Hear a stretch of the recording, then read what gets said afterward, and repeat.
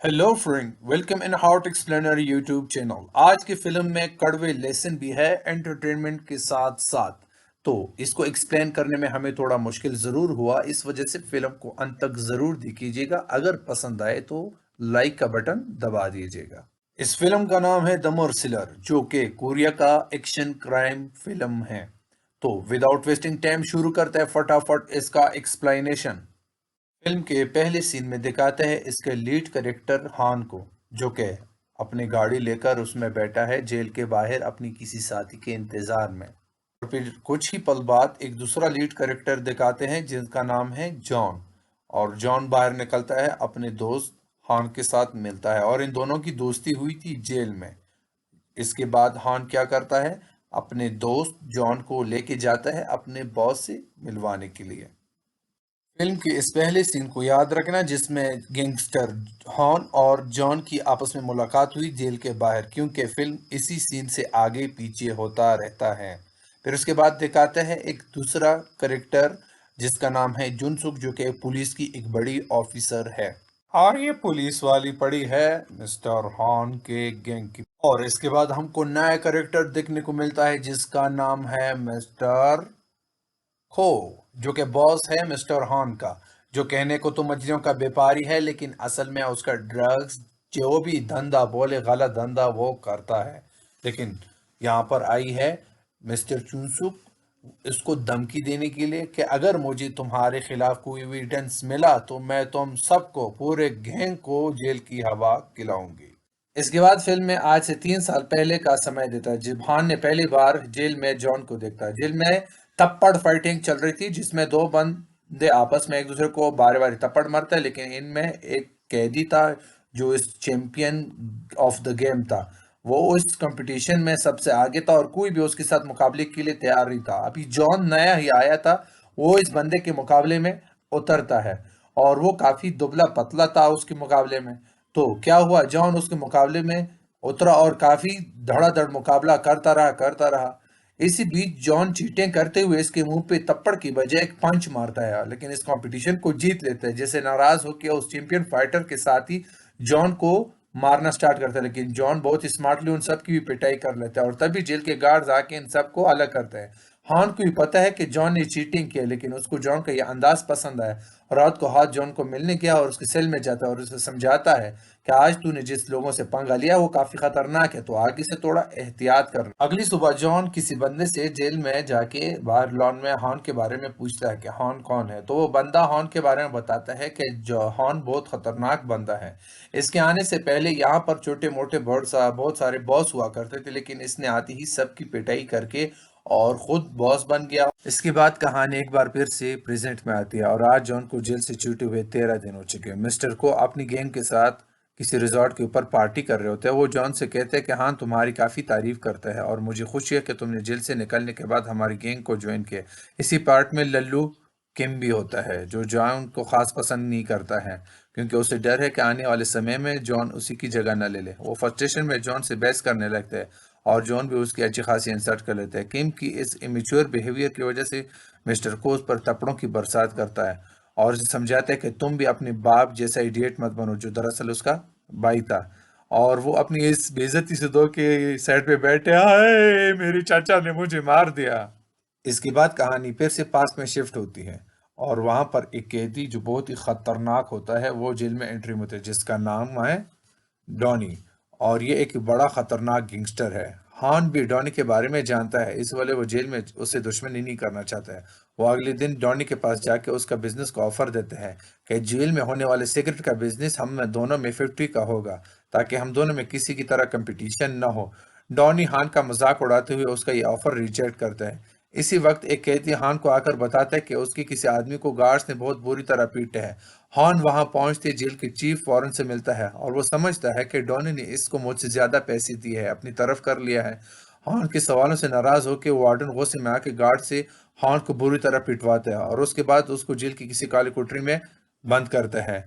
Donny mister horn के बारे में जानते हैं कि वो बहुत खतरनाक बंदा है, इस वजह से डॉनी उसको मारने का प्लान बनाता है और प्लान बनाने के बाद एक बंदे को भेजता है उसको मारने के लिए। लेकिन जब बंदा उसके पीछे चाकू हाथ उठा के उसके तक पहुंचता है तो जॉन उसके हाथ में चाकू देखता है।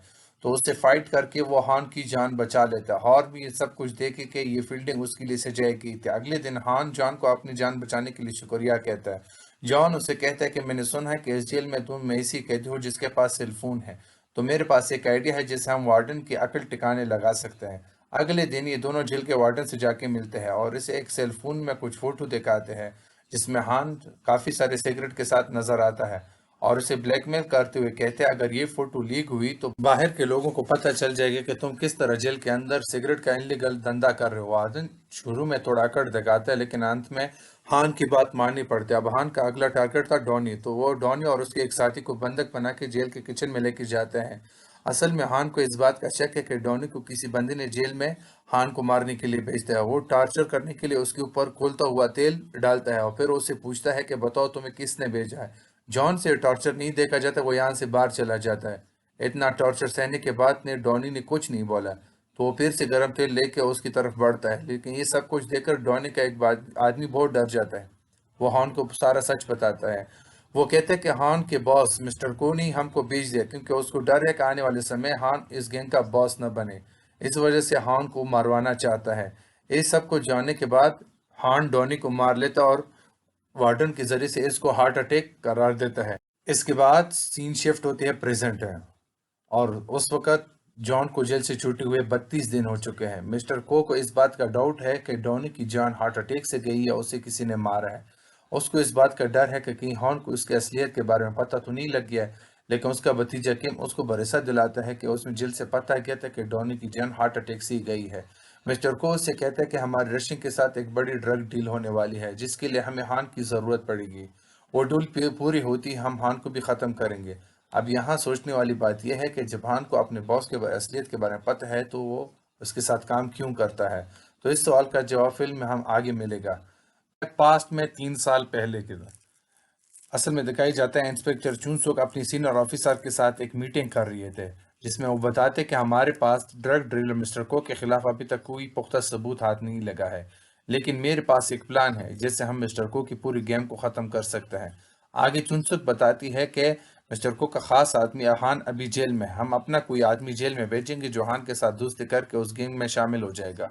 अगले सीन में हम देखते हैं कि चुनसुक जॉन को इस अंडर कवर मिशन के लिए मना रही है। जॉन इस मिशन के लिए काम करने के लिए मना कर रहा है क्योंकि उसे अपनी मॉम की ख्याल रखना है। उसकी मॉम पिछले काफी सालों से बीमार है, उसे किडनी ट्रांसप्लांट की जरूरत है। चुनसुक जॉन को भरोसा दिलाती है कि वो उसके अपने माँ का ख्याल रखेगी और उसकी किडनी ट्रांसप्लांट का सारा खर्चा भी खुद उठाएगी। आखिरकार जॉन उसकी बात मान लेता है और वो इस मिशन को करने के लिए तैयार होता है। तो यहाँ पर एक बात साफ होगी कि जॉन असल में ही पुलिस का आदमी है जो हान से दोस्ती करके उसके साथ गैंग में शामिल हो गया था। जेल में हान और जॉन के बीच अच्छी खासी दोस्ती हो चुकी है। जेल में एक दिन मिस्टर को का भतीजा किम हान से मिलने आता है और वो हान को बताता है कि डॉनी डॉनी को हमारे बॉस कोनी ही तुम्हें मारने के लिए भेजा था। हान उसे कहता है कि मैंने ही डॉनी को मारा है, लेकिन तुमने मिस्टर को से बोलना कि उसकी मौत हार्ट अटैक से हुई थी। और यहाँ हमें पता चलता है कि ये दोनों असल में मिले हुए हैं। किम अपने अंकल मिस्टर को पसंद नहीं करता क्योंकि उसकी इंसल्ट की वजह से किम की कोई इज्जत नहीं है गैंग में। हान उसे समझाता है कि हमारे बॉस को ये बात पता नहीं लगनी चाहिए क्योंकि मैं उनकी असलियत जानता हूँ। सही समय आने पर मैं उसे रास्ते से हटाकर तुम्हें इस गैंग का बॉस बनाऊंगा। एक दिन जेल में जॉन को खबर मिलती है कि इस किसी एक्सीडेंट में उसकी मॉम की डेथ हो गई है। ये सुन के वो बुरी तरह टूट जाता है क्योंकि उस दुनिया में उसकी मॉम के अलावा उसका कोई नहीं होता है। वो इंस्पेक्टर चुनसे से एक बात करता है कि मुझे एक दिन के लिए जेल से बाहर निकाले ताकि वो अपनी मॉम की जनाजे पे जाए। चुनसुक उसे कहते कि मैंने अगर तुम्हें जेल से निकाला तो हान को तुम पे शक हो सकता है और ये मिशन खतरे में पड़ सकता है। जॉन कहता है कि अगर तुमने मुझे जेल से बाहर नहीं निकाला तो मैं सबको बता दूंगा कि मैं पुलिस वाला हूँ। चुनसुक उसे कहते कि मैं तुम्हारी अंडरकवर वाली फाइल को डिस्ट्रॉय कर दिया तो तुम्हें जिंदगी भर जेल में सड़ना होगा। भलाई इसी में है कि तुम इस मिशन पे लगे रहो। हान अपने दोस्त जॉन के दर्द को समझता है, इसलिए वो अपने पावर और पैसों का इस्तेमाल करके जॉन को एक दिन के लिए जेल से बाहर निकालता है। जॉन जब अपनी मॉम की जनाजे से वापस आता है तो इन दोनों की दोस्ती और गहरी हो जाती है। एक रात हान जॉन को बताता है कि मैंने अपनी लाइफ में एक ही सबसे बड़ी बात सीखी है, वो ये कि कभी भी किसी इंसान पे भरोसा नहीं करो बल्कि परिस्थितियों पे करो। मेरी खुद की माँ ने मुझे जान से मारने की कोशिश की क्योंकि वो मेरे शराबी बाप के टॉर्चर से बहुत परेशान थी और खुद के साथ मेरी भी जान लेना चाहती थी। फिर वो जॉन से पूछता है कि क्या तुम जेल से निकलने के बाद मेरी गैंग ज्वाइन करोगे। जॉन अब हॉर्न को और धोखा नहीं देना चाहता, वो उसे बता देता है कि मैं एक पुलिस वाला हूँ, और ये सीन यहीं पर कट हो जाता है। फिल्म एक बार फिर से प्रेजेंट में शिफ्ट होता है और वहां पर जॉन बैठा है एक मीटिंग में, जहां जॉन के जेल से निकले हुए 127 दिन हो चुके हैं, और ये अभी इस गैंग का एक खास आदमी हो चुका है। यहाँ इस मीटिंग में जॉन की वॉच में भी एक माइक्रोफोन लगा है, जहाँ से होने होने वाली बात इंस्पेक्टर चुनसुक अपने साथियों के साथ सुन रहे हैं, जिनसे एक बात तो साफ होती है कि जॉन आज भी पुलिस का एक अंडर कवर एजेंट है। मीटिंग के दौरान जॉन को उस गैंगस्टर की कोई बात पसंद नहीं है, वो उसके हाथ पे चाकू मारता है, जिससे गैंगस्टर के आदमी जॉन के ऊपर टूट पड़ते हैं। हान भी अपने गैंग के लोगों के साथ बाहर इशारे का इंतजार कर रहे हैं। वो इशारा मिलते ही अंदर आते हैं और गैंगस्टर पर हमला करते हैं, और देखते ही देखते वो उस गैंग के ज्यादातर लोगों को मार देते हैं। लास्ट में जॉन अपनी वॉच से उस गैंगस्टर के मुंह पे बहुत सारे पंच मारता है, जिसके उस वॉच में माइक्रोफोन जो था वो खराब हो गया था, जिसके कुछ दिन बाद हान और जॉन रशियन डीलर के साथ मिलने के लिए क्लब में जाते हैं। इंस्पेक्टर चुनसो का साथी पुलिस वाला जॉन को मैसेज करके क्लब के बाहर बुलाता है। वो जॉन से मिलकर कहता है कि पुलिस को शक है कि तुम अपनी वॉच को जानबूझ के तोड़ दे, कहीं ऐसा तो नहीं कि तुम हान के किंग के साथ सच में मिले हो, और उसके साथ एक नया वॉच उसको दे देता है। और जॉन कहता है कि तुम्हें अंदाजा भी नहीं कि ये कितना खतरनाक काम है और तुम लोग मुझ पे शक करते हो। और जॉन को ढूंढता हुआ हान वहां पे आता है, और हान पूछता है तो वो जॉन बताता है कि मैं इधर बाथरूम करने आता और ये बंदा मुझे छेड़ रहा था, जिससे नाराज होकर हान उस पुलिस वाले की खास पिटाई कर देता है। लेकिन हान को जॉन पे डाउट होता है कि यह अभी तो पुलिस के लिए काम नहीं कर रहा है, इसलिए वो लिफ्ट में जॉन की तलाशी लेता है, लेकिन उसके हाथ कुछ नहीं लगता है। इस बात पे जॉन उससे नाराज होता है और कहता है कि मैं तुम्हारे लिए अपनी पुलिस को धोखा देता हूँ तो आज मुझ पे शक करता है। हान उसको बताता है कि वो जब से इस धंधे में आया है उसके बहुत सारे साथियों ने उसको धोखा दिया है, और इसलिए वो आसानी से किसी के ऊपर भरोसा नहीं करता है। यहाँ तक कि वो अपना बॉस, जिसके लिए 20 सालों से मैं वफादार हूँ, उसने भी मुझे धोखा दिया है। जॉन कह रहे हैं कि मैं तुम्हें कभी धोखा नहीं दिया हूँ, कह रहे कि तुमने मेरी उस वक्त मदद की है जिस वक्त मुझे किसी ने साथ नहीं दिया। अभी इस सीन में हान अपने बॉस के साथ बात कर रहा है और बॉस को बताता है कि आज हमने रशियन डीलर के साथ डील करनी है, और हान के बताता है कि इस वक्त पुलिस की नज़र हम पर है। हान कहता है कि इस वक्त मेरे पास एक प्लान है जिसकी वजह से पुलिस को इस प्लान के बारे में कुछ पता नहीं होगा। और सीन आज के बाद शिफ्ट होता है, हान और किम एक रेस्टोरेंट में बैठे होते हैं। कैम बताता है कि तुम अपने अंडर कवर पुलिस जॉन को कैद मारोगे। कहानी एक बार फिर से पास्ट में जाती है कि जेल में देखते हैं कि किम आया है हान से मिलने के लिए। इन दोनों को पता लग चुका था कि जॉन एक अंडरकवर पुलिस वाला है। उस दिन हान ने किम को समझाया था कि तुम इस बात को किसी को नहीं बताना कि जॉन एक पुलिस वाला है। मैं आने वाले समय में ऐसे हालात बनाऊंगा कि जॉन अपनी पुलिस को छोड़कर हमारे गैंग के लिए काम करेगा, और इसलिए जॉन की मॉम की जिस एक्सीडेंट में डेथ होगी तो वो हान ने करवाया था। बाद में उसने अपने पावर का इस्तेमाल करके उसको एक दिन के लिए अपने जेल से निकाला था, लेकिन जॉन को इसके बारे में कुछ पता नहीं है। इस वजह से जॉन ने हान को अपना सबसे अच्छा दोस्त माना है, और इसी बातों की वजह से उसने कबूल किया था कि मैं एक पुलिस वाला हूँ। लेकिन उसके बाद वो हमेशा से हान के गैंग के लिए वफादार रहेगा। कहानी एक बार से फिर प्रेजेंट में आता है और हमें दिखाता है कि जॉन अपनी मॉम की कब्र के पास बैठा देखता है। अचानक से कुछ लोग उसको यहाँ से किडनैप कर देते हैं। जब उसके मुंह से कपड़ा हटता है तो देखता है कि इंस्पेक्टर चुनसुक ने उसे किडनैप करवा है। चुनसुक को इस बात का डाउट है कि जॉन अब पुलिस के लिए वफादार नहीं रहा। जॉन की टेस्ट के बाद जब वो सब कुछ देखता है और वो पास हो जाता है तो जॉन उन्हें बताता है कि रशियन के साथ एक बहुत बड़ी डील होने वाली है। टाइम और प्लेस कंफर्म होने के बाद मैं बताऊंगा। और साथ ही वो चुनसुक से पूछता है कि क्या मेरी मॉम के एक्सीडेंट के बारे में कुछ पता चला। चुनसुक कहते हैं कि पुलिस अभी इन्वेस्टिगेशन कर रही है, पता लगती ही तुम्हें बताएं। कहानी एक बार फिर से फ्लैशबैक में जाती है। हम देखते हैं कि एक साल पहले इन्वेस्टिगेशन के दौरान चुनसु को पता लग चुकी थी कि हान ही ने अपने बंदों से जॉन की मां का एक्सीडेंट करवाया था, लेकिन उसने ये बात आज तक जॉन से छुपा के रखी है क्योंकि उसको इस बात का डर है कि जॉन को ये जान के इस मिशन को खराब ना करे। उसके कुछ दिनों बाद जॉन इंस्पेक्टर चुनसो को आगे होने वाली ड्रग डील की सारी इन्फॉर्मेशन देता है। सीन यहाँ से शिफ्ट होते उस दिन पे जब जॉन को जेल से छूटे हुए 150 दिन हो चुके हैं। आज ये रशियन के साथ हान की गैंग की ड्रग डील होने वाली है। इंस्पेक्टर चूसो को उस डील की सारी इन्फॉर्मेशन पहले से मालूम हो चुकी थी। वो अपनी बारी भर में पुलिस टीम के साथ वहां छापा मारती है, लेकिन जब वो स्मगलिंग की बॉक्सों को खोलते हैं तो वहां पर ड्रग्स नहीं, वहां पर कुछ और मिला था, जिसे देख के सब उसका मजाक उड़ाने लगते हैं। चुनसुक समझ जाती है कि जॉन ने उसे धोखा दिया है। वहीं दूसरी तरफ हमें जॉन को देखते हैं जो अपने साथियों के साथ ड्रग डिलीवरी के लिए ले गया था। जॉन और हान दोनों ने मिलकर पुलिस को बेवकूफ़ बनाने के बाद ये प्लान बनाया था, और जिससे एक बात तो साफ है कि जॉन पुलिस से ज़्यादा अपने हान के लिए ज़्यादा वफादार है।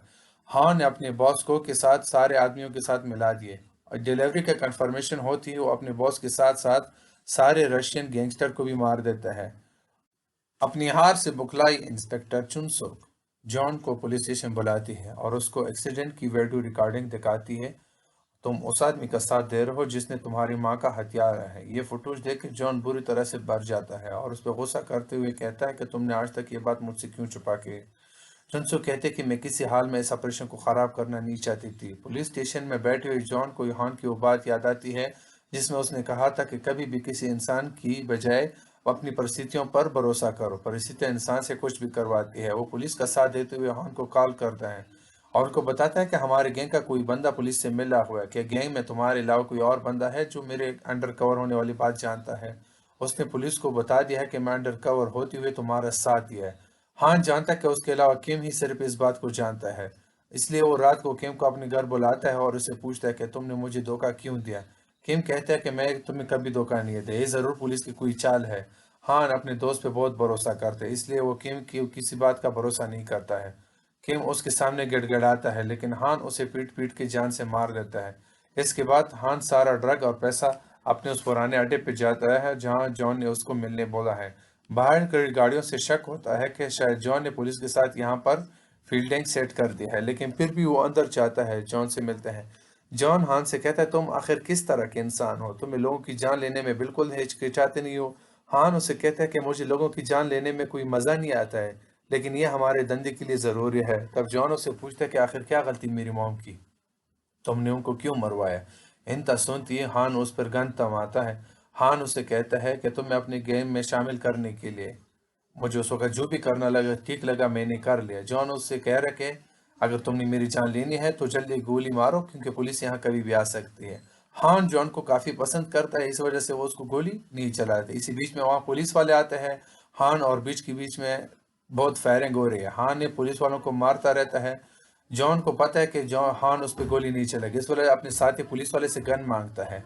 और उस पुलिस वाले को अभी भी डाउट है कि जॉन अभी भी हान के साथ मिला हुआ है, और इसलिए वो जॉन को ही पीटने लगते हैं। इसी बीच हान वहां पर आता है और उस पुलिस वाले को गोली मारता है। जॉन को कुछ नुकसान पहुंचाए बगैर हान वहां से अपने आंखों में पछतावे का आंसू लेके निकलता है कि आज उसने अपने सबसे अच्छे और भरोसेमंद दोस्त को खो दिया। उसे पता है कि जॉन उसकी गलती की वजह से उसे कभी भी माफ नहीं करेगा। इसी बीच इंस्पेक्टर चुनसुक अपनी वैन से उसे टोकती है, जिससे हान की जान तो नहीं जाती है, लेकिन वो चलने फिरने की हालत में नहीं रहते हैं। फिर वो हान की जेब से उसकी कार की चाबी ले लेते हैं और कार के अंदर देखते हैं तो पैसा और ड्रग उधर ही मिलता है। कि तभी अचानक जॉन वहीं पे आता है और वो अपनी गन की सारी गोलियां चुनसुक पे उतार देती है। आखिर जॉन ने ऐसा क्यों किया? क्योंकि उसकी नज़र में चुनसुक एक खुदगार पुलिस थी जिसने अपने ऑपरेशन को पूरा करने के लिए जॉन का इस्तेमाल किया। इसके बाद जॉन उस गन को हान के हाथों में देता है ताकि उसके फिंगरप्रिंट उसके हाथ उस पे लग जाए। हान उसे कहते हैं कि तुम्हें जिंदा छोड़ के जो गलती मैंने की है वो नहीं करो। तुम उसका नाक और मुंह बंद करके दम घुटने की वजह से हान की मौत हो जाती है। फिल्म के आखिरी सीन में जॉन को दिखाते हैं जो कार में बैठा है, जिसके चेहरे के हाव भाव देखकर ऐसा लगता है कि वो इस ऑपरेशन के बाद पूरी तरह से डिस्ट्रॉयड हो गया। और इसी के साथ ये फिल्म खत्म हो जाती है।